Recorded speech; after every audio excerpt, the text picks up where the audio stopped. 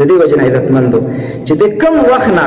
کله نه چې د دجال دا ناره په دنیا کې پورته شوی دی چې ښځه باید د کوره وځي، د ښځو حقوق، مساوات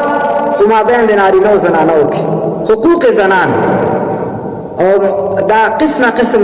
نارې چې د ټولو میډیا او د رسنیو د لارې مسلمانانو ته کېږي، هغه وخت نه یوه زنانه نه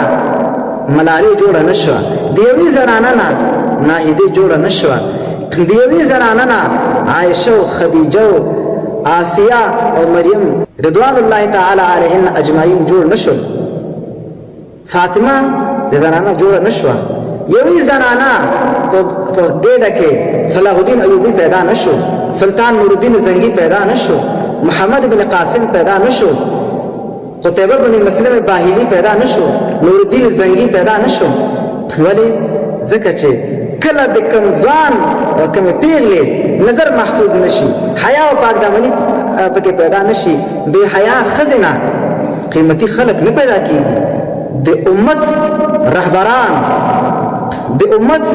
رهنمایان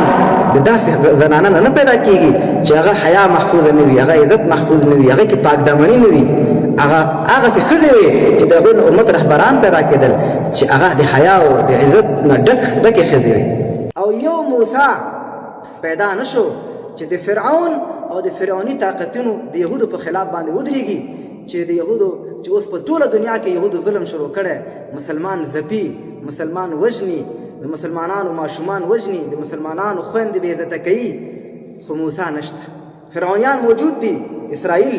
یهود د ځمکې فرعونیان په زمانه کې دا دي، امریکا یې تر شا ولاړ دی، خو موسی ورته نشته، موسی نه پیدا کېږي، هغوی نه غواړي چې موسی په دنیا کې پیدا شي.